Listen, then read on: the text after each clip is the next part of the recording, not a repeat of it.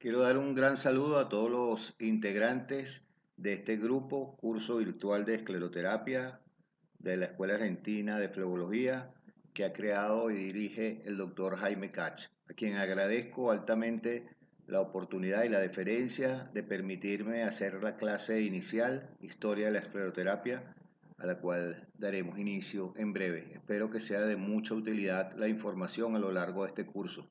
Estoy seguro que así será.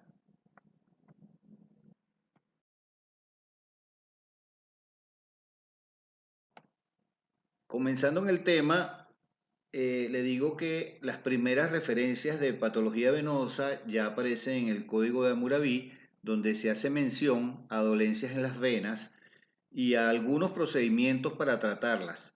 En el papiro de Evers se recomendaba solo hacer tratamientos conservadores, como los vendajes para las varices. Los chinos ya hacían tratamientos para varices y hemorroides usando bisturíes semicirculares, como estos que ven acá a la derecha, y en general se consideraba que las enfermedades para estas épocas eran castigos divinos.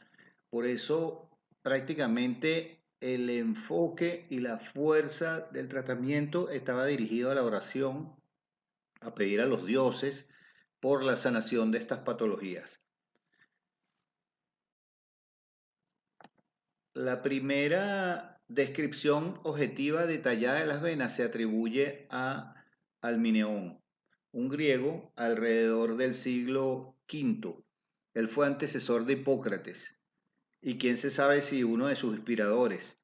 En esta escultura que ven a la izquierda se lo representa como un homenaje al interés y al éxito que tenía tratando la patología venosa.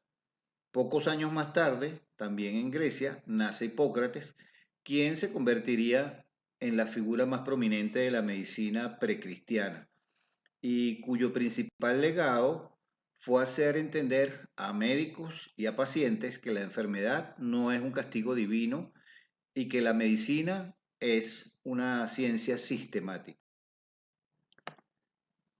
El Corpus Hippocraticum es una colección de unas 70 obras médicas que recogen las enseñanzas de Hipócrates y que seguramente la realizaron o recopilaron sus estudiantes y discípulos, no el mismo Hipócrates. Allí se describe cómo él recomendaba punzar las varices con un objeto metálico para inducir trombosis. En estas obras también aparece por primera vez la expresión escleros para describir la destrucción de las varices de las piernas y las hemorroides, causando el endurecimiento de las mismas usando fragmentos de metal, a veces fragmentos de metal caliente, introducidos dentro de la vena. Esto podríamos llamarlo cauterización o pudiera ser esto el precursor primitivo de una ablación, ya sea escleroterapia o de la ablación venosa en general. Hasta el siglo XVII no se había tenido conocimiento de que alguien inyectara una sustancia dentro de una vena con la intención de cerrarla. Ehlers inyectó usando una jeringa de enema agua de plátano en una rama de la vena crural. Se dice que la primera escleroterapia, como la conocemos actualmente, la realizó en Suiza Daniel Zollikofer, quien inyectó un ácido en una vena enferma para tratarla, pero no se ha encontrado ninguna evidencia que lo soporte. Hasta 1853 no se reportó ninguna verdadera escleroterapia y fue el doctor Petrequin en Francia, en Lyon, quien reportó el uso de un esclerosante yodado que generaba menos efectos secundarios que las soluciones de percloruro de hierro, que para el momento era lo que se usaba para tratar malformaciones y aneurismas, sobre todo de tipo arterial, como lo propuso Pravatz, a quien se atribuye la invención de la jeringa para inyectar. Realmente Pravat solo hizo pruebas en animales, no hay publicaciones de él sobre escleroterapia de ningún tipo en humanos. El cirujano Edouard Chassaignac en París reportó en 1853 que él inyectaba varices con percloruro de hierro y inmediatamente después hacía compresión. pero unos años más tarde reportó una tasa muy alta de efectos adversos, incluidas muertes, y Xavier Delors, un cirujano y obstetra en Lyon, en 1894 fue quien hizo la primera descripción de los conceptos modernos de la fisiopatología de los esclerosantes. Y la idea de que el objetivo del tratamiento es endurecer la vena, es decir, fibrosarla, en vez de trombosarla, ya que al producir trombosis, en vez de fibrosis, el proceso de recanalización da origen a recurrencias. No podemos hablar de la historia de la escleroterapia sin mencionar los orígenes de las jeringas, entre comillas, modernas y de las agujas.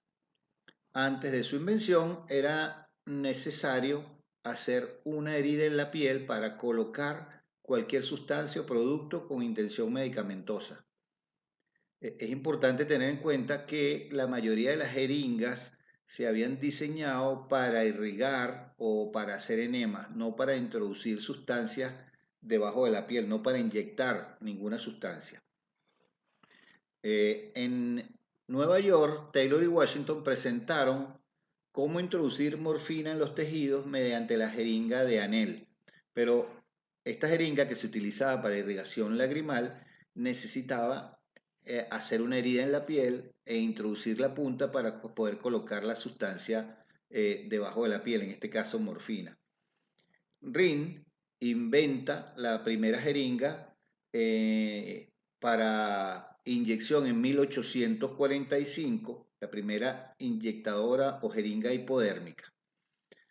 El doctor Wood, un cirujano que tenía como estímulo que su mujer tenía cáncer y para aliviarle el dolor, él a esta jeringa de Rin le colocó una punta afilada y esto le permitió poder inyectar morfina para su esposa, haciendo la modificación de esta jeringa. En 1851, Pravats modificó esta jeringa de Ring, le colocó una aguja hueca, cónica. Él la utilizaba para tratar malformaciones vasculares, como antes dije, en animales, utilizando percloruro férrico. Esta tan mencionada inyectadora de Pravax no era tan efectiva para hacer escleroterapia porque permitía el paso de sangre a la inyectadora y se coagulaba con frecuencia al contacto con la sustancia esclerosante.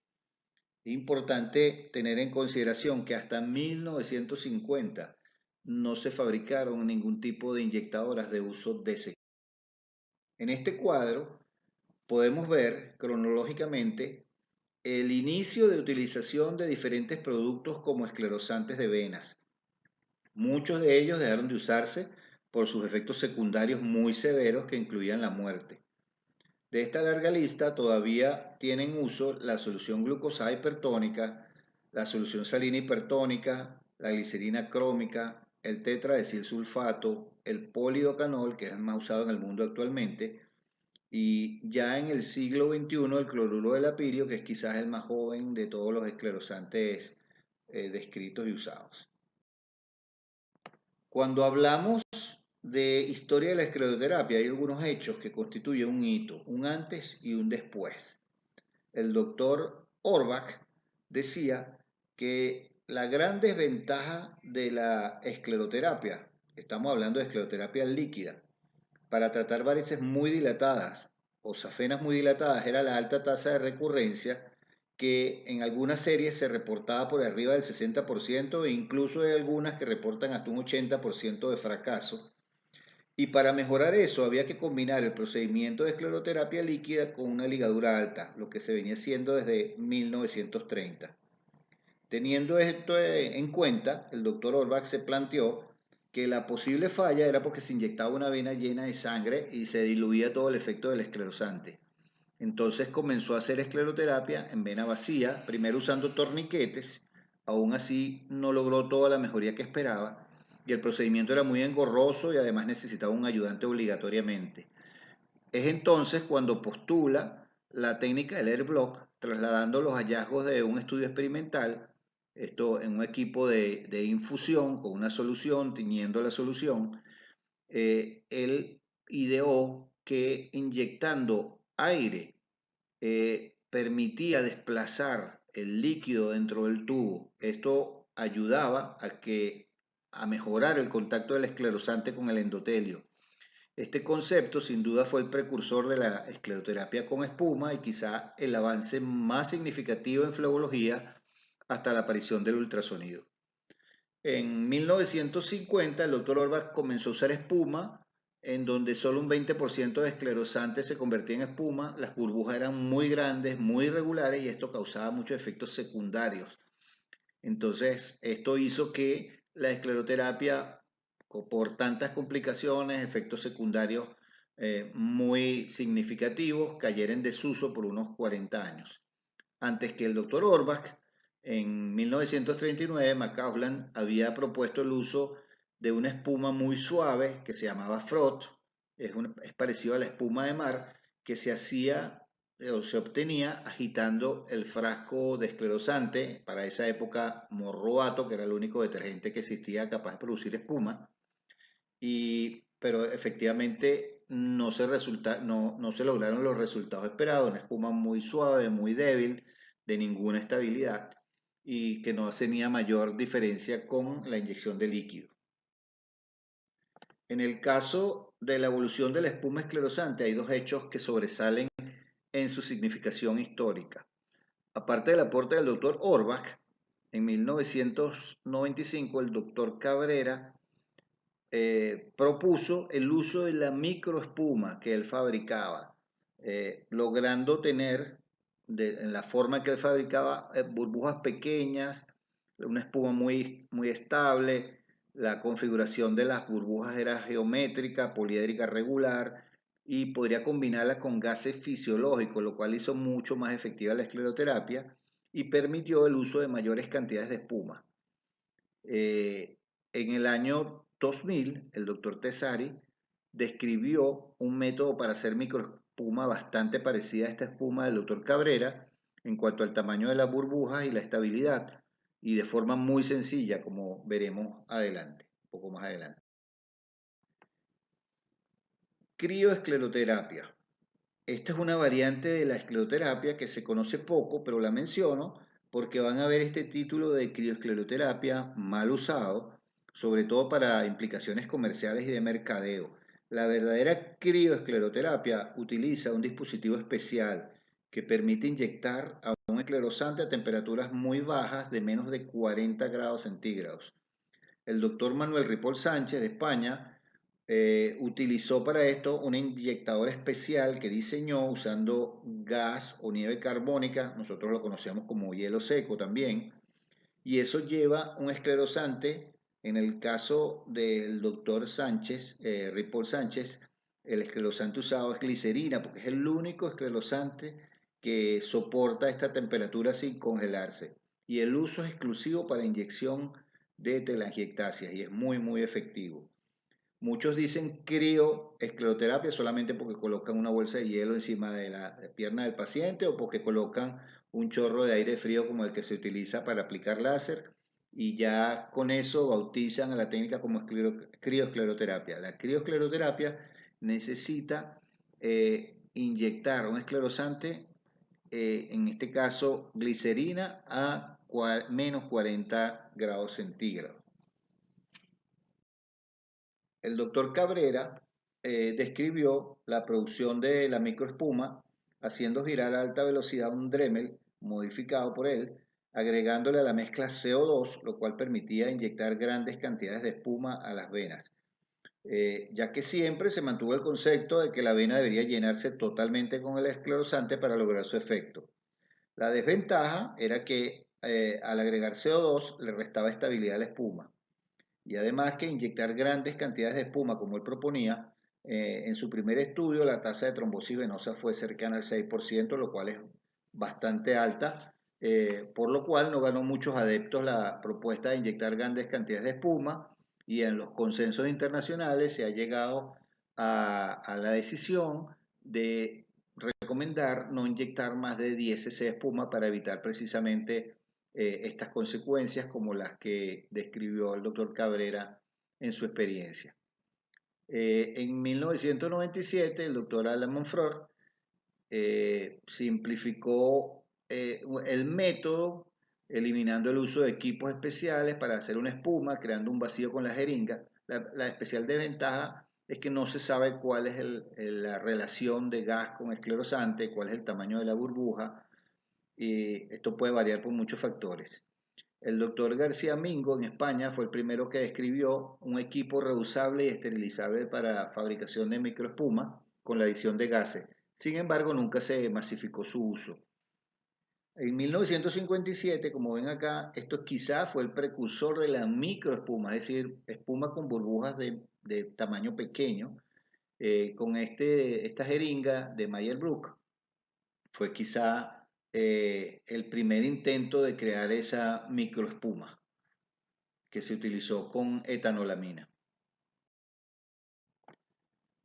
En el año 2000, el doctor Lorenzo Tesari, como antes mencioné, inventó una técnica muy sencilla para elaborar microespuma, bastante parecida a la espuma que realizaba el doctor Cabrera, con el uso de 2 jeringas y una llave de 3 vías, que es quizá la técnica más difundida y más usada en el mundo al día de hoy para realizar tratamientos esclerosantes con espuma. Esto necesita obviamente un esclerosante detergente. En el año 2010, el doctor Cabrera vende los derechos de su patente a una compañía inglesa que lo comercializó como Barisol, y luego esta se lo vendió a una compañía americana que lo comercializa como Baritena. Mejoraron el producto, mejoraron la relación de los gases fisiológicos usando oxígeno y CO2 en relación de 65-35 y disminuyendo a menos del 1% la cantidad de nitrógeno, que es quizá el compuesto gaseoso que crea más efectos secundarios y más problemas por los que se preocupa uno cuando usa grandes cantidades de espuma. Eso está resuelto con este producto. Lo que no está resuelto es el costo, porque es un producto bastante costoso y que sale alrededor de unos $70 cada cc de este producto Baritena. Y tiene una desventaja que solamente se produce el 1% y para muchos consideran que esta concentración es demasiado baja para el tratamiento de algunos tipos de vena de cierto calibre. Y ya para finalizar, el avance más reciente en lo que respecta a la escleroterapia es el equipo de agitación magnética Varicio para producir una espuma estandarizada de alta calidad que tendrá más adelante la posibilidad de mezclar también gases fisiológicos parecida a la espuma del doctor Cabrera. Esto lo ideó el doctor Enrique Roch de Barcelona. Usted puede hacer una espuma muy estable a concentraciones bajas usando aire ambiente. La desventaja es que son unas cápsulas reusables que tienen cierto costo, que le agregan unos 30, $40 adicionales a cada sesión de escleroterapia. Yo lo estoy usando hace aproximadamente un año y algo, y la verdad es que es muy bueno, sobre todo para concentraciones bajas, porque el equipo viene con unos softwares, un software que está programado para patrones de agitación diferentes según la concentración de esclerosante que usted decide usar y según el esclerosante que vaya a usar. Viene programado para poliocanol y para tetraetilsulfato. Entonces quiero darles en este mar de espuma muchas gracias a todos por su atención. Ha sido un placer estar